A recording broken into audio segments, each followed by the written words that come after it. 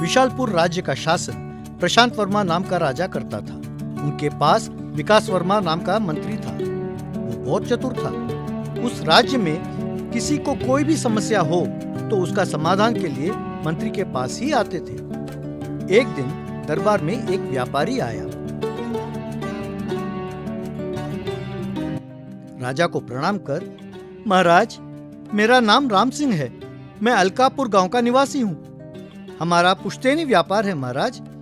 कल हमारे घर चोरी हुई है। ये बात आपको बताकर आपसे न्याय मांगने आया हूँ महाराज। राजा, जो हुआ उसका मुझे बहुत दुख है। क्या हुआ, कैसे हुआ, इसका विवरण दें। मदद जरूर करूंगा। राम सिंह, महाराज, हमारे घर की कीमती वस्तुओं को एक अलमारी में रखता हूँ। उसकी चाबी एक गुप्त जगह रखता हूँ। मेरे पास 3 भरोसेमंद नौकर हैं। वे कई सालों से मेरे पास काम करते हैं। जब भी मैं किसी और काम में व्यस्त रहता हूँ तो इन तीनों में से कोई एक अलमारी खोलता है। मैंने ही उन्हें ये अधिकार दिया है। कुछ दिन पहले कलिंग राज्य से मैं कुछ सोना लाया था और इसे अलमारी में रखा, पर कल जब मैंने अलमारी खोला तो गायब था। राजा, महामंत्री, आप ही इस समस्या का हल ढूंढो और इनको न्याय दिलाओ। महामंत्री, देखो राम सिंह, आपके कहे अनुसार देखा जाए तो आप चारों में से ही कोई एक चोर है, पर अपने ही घर चोरी करने की जरूरत आपको नहीं है। इसीलिए एक काम उन तीनों में से किसी एक ने किया होगा। उन्हें एक बार यहाँ बुलाएं। उन तीनों नौकरों को दरबार में लाया गया।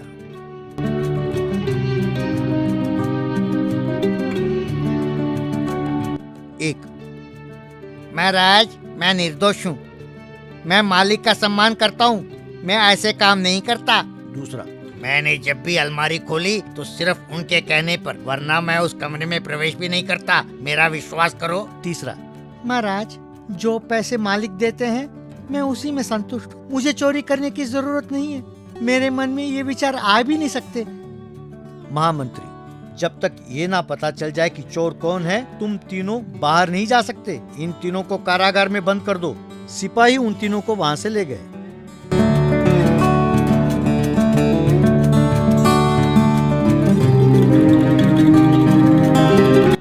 तीनों को कारागार में अलग अलग रखा गया। तब महामंत्री एक के पास आया। उसके हाथ में 3 छड़ियां थी। महामंत्री, तुम समझते हो ये जानना कठिन है कि तुम चोर हो या नहीं? वो बहुत आसान है। उसके लिए हमारे पास कुछ तरीके हैं। मैं जादू टोना जानता हूँ। तुम मुझसे सच छुपा नहीं सकते। अगर तुम निर्दोष हो तो ये छड़ी ऐसी ही रहेगी, पर अगर तुम दोषी हुए तो ये 3 इंच बढ़ेगा। कल सुबह तक चोर का पता चल जाएगा। कहते हुए उसके हाथों में एक छड़ी दिया। इस तरह बाकी दोनों के पास जाकर यही विषय बताकर उनको भी एक एक छड़ी थमा दिया। अगले दिन सवेरे दरबार में महामंत्री, महाराज, मैंने सारा मंत्र शक्ति का प्रयोग इन तीनों पर किया है। अभी पता चल जाएगा कि चोर कौन है। चलो, अब तीनों अपनी अपनी छड़ी दिखाओ। उन तीनों ने अपनी अपनी छड़ियां दिखाई। महामंत्री, वो देखिए, वही चोर है। उसे बंदी बनाएं और सजा दें। महाराज, आप कैसे कह सकते हैं कि वो चोर है? महामंत्री, जरा बताइए। तब महामंत्री ने महाराज को सब कुछ बताया। महामंत्री, मैं कोई जादू टोना नहीं जानता महाराज। उन्हें झूठ बोला। उन्हें विश्वास दिलाया कि मेरे पास शक्ति है। वे दोनों निर्दोष हैं, इसलिए उन्होंने छड़ी को कुछ नहीं किया। पर ये दोषी है, इसलिए इस डर से कि ये छड़ी 3 इंच बढ़ेगी, उसने 3 इंच काट दिया।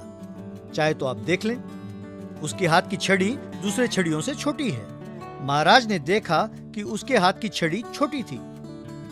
राजा, शाबाश मंत्री जी, आपकी बुद्धिमानी और चतुराई प्रशंसनीय है। आप जैसे व्यक्ति मेरे राज्य के मंत्री हैं, ये हमारा सौभाग्य है। हमारे राज्य का गौरव हैं आप। इसे तुरंत ले जाकर दंड दें। सिपाही उस चोर को ले गए। इसीलिए बच्चों, बुद्धिमानी और चतुराई से किसी भी समस्या का हल ढूंढ सकते हैं। कहानी अच्छी लगी